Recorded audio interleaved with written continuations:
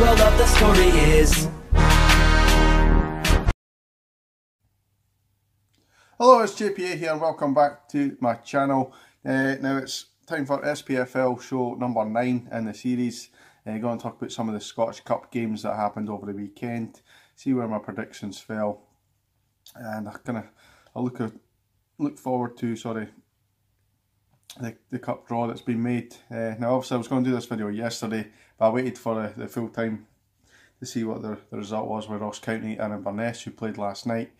And obviously to see the draw, to give a lot more information in this video. So I'll just get straight into it, guys. So the first fixture was Hibs versus Raith Rovers. Now I went for a 2-0 Hibs win. They did win by 2 goals, Hibs, but it finished 3-1.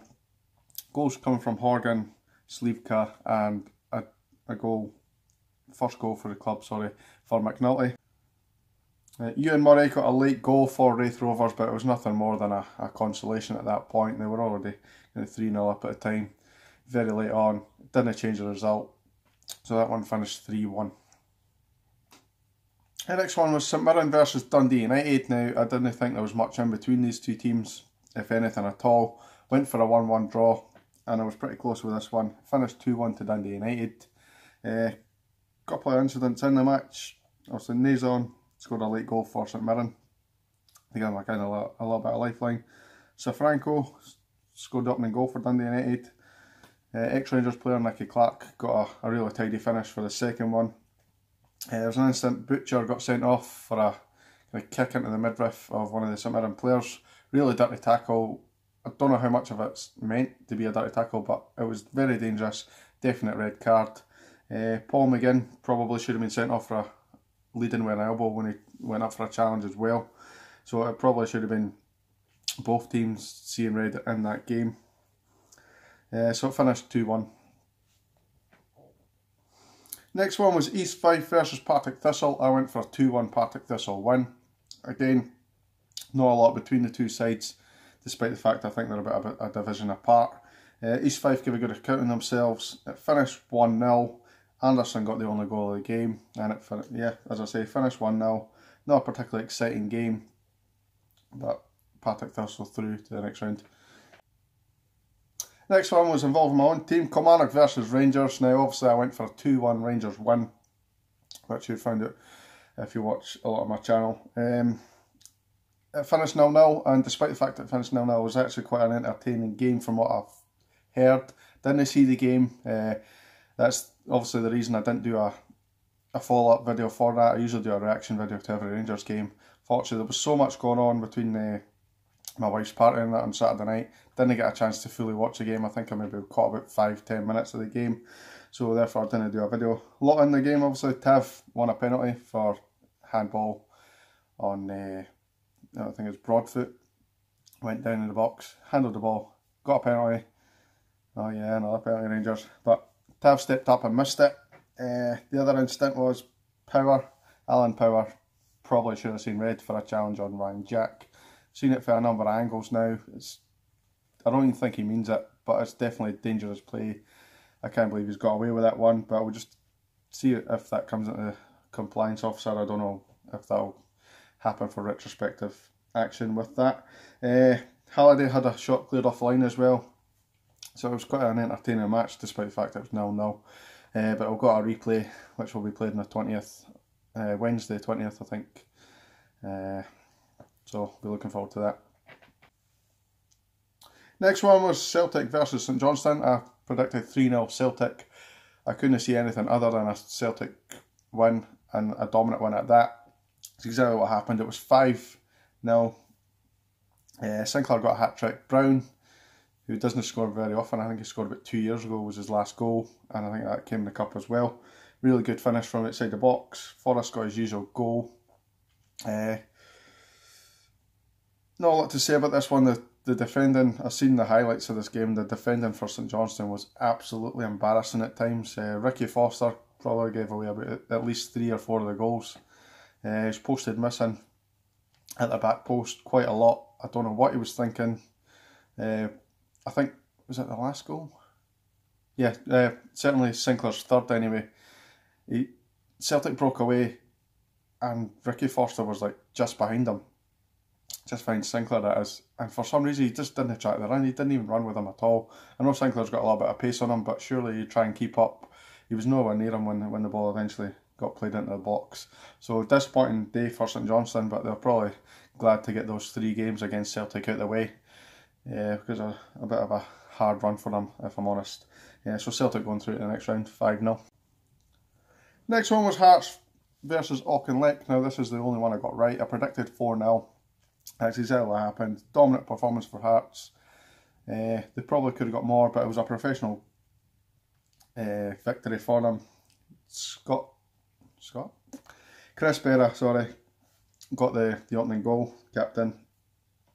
Mitchell got a goal from just outside the box. Right foot shot, very good shot. McLean got a tap in. Sounds easy, but it was a really good, well worked goal by, I think it was created by Mitchell again. And they rounded it off from a youngster, Keena, 19-year-old, scored. Round off a really good win, professional job done by Hearts, and they're into the next. Second last game here is Aberdeen versus Queen of the South. Now I predicted this to be quite tight. I went for 1-0 to Aberdeen, and to be honest, in the first half it really was tight. Niall again came on and changed the game in the second half. He actually scored, opening to score in. Andrew Constantine scored from a header. Cosgrove got a header. He then got a penalty, which I think is a little bit dubious. I don't think it was a penalty. They're saying it was handball. It hits him here and then kind of rolls down and hits him in the arm. But there was no attempt made to try and play the ball. He's just jumped up for a header and his hands were kind of mid-height. I didn't think it was a penalty. A little bit harsh on that one. Queen of South obviously scored a goal. It finished 4-1. If you know anything about Scottish football, I shouldn't even have to say who scored their goal. It was obviously Stephen Dobby. Really, really good finish actually, outside the box. Really powerful shot right in the top corner. So Aberdeen into the next round, and we'll obviously speak about that. So the last game was the last game obviously I was waiting for last night to finish so I could talk about it. I predicted Ross County to win 3-1 against Inverness. Finished 2-2. Doran and Billy Mackay got the goal for Inverness. Stewart opened the scoring for Ross County, and Mullen got a very, very late goal to take it into a replay. That's what we played on the 19th. So that's all the games for the 5th round. No real major surprises. We'll look ahead to the draw that was made last night. The first one out the hat was Aberdeen are going to be at home, and they'll play the winner of Rangers Kilmarnock. Obviously that goes to a replay. Interesting tie that, regardless whether it's whether it's Rangers or Kilmarnock. This obviously remains to be seen. Good teams, and it's going to be a real good game regardless of who that is, obviously. Next one, Dundee United got a home tie to the winners of Ross County versus Inverness. As I said before, that will go to a replay next week, so we'll find out who's playing in that game. Again, interesting tie, probably not much between those 3 sides, depending on who gets through. It'll be an interesting one to see who goes through to the semis in that one. The next one, Hibs have been drawn at home to Celtic. Now, if you'd said this 6 months to a year ago, you'd be looking at an absolute mouth-watering tie. Hibs have gone off the boil a little bit, and that's not a pun for Martin Boyle, by the way. But they have, and it'll be interesting. They've named their new manager as Appleby. He'll come in. I didn't know a lot about him, to be honest.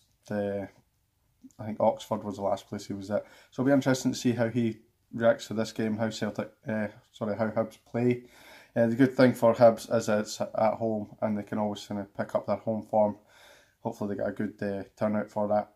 And I don't know, Celtic are really strong just now, so I'd expect him to win that. But also, I'm not going to go into predictions for this yet. It seems a bit too early. And the last game of the quarter-final is Partick Thistle are at home to Hearts. Obviously Partick Thistle have done well to get to this stage. Hearts are kind of picking up as well, so that'll be an interesting one. Hearts obviously the away team. It's always harder away from home, I think. That'll be an interesting one as well. So that's the video almost done, guys. Thank you for watching. Hope you've enjoyed the content. For me, obviously, I prefer doing my Rangers videos to these ones, but I still enjoy doing these. I just need to kind of do my homework a little bit more. I don't feel like I know enough. Sorry, I'll just change this camera. I don't feel like I know enough about these other teams to talk about in any great length. I feel like my main subject is Rangers. So yeah, thanks for watching the videos, guys. I will see you in the next one, and please keep subscribing. I lost a couple of subscribers over the weekend there, I don't know why. But hopefully I can get more subscribers back and aim for 100, which is what I'm going for. Right, cheers guys, and I'll see you in the next one.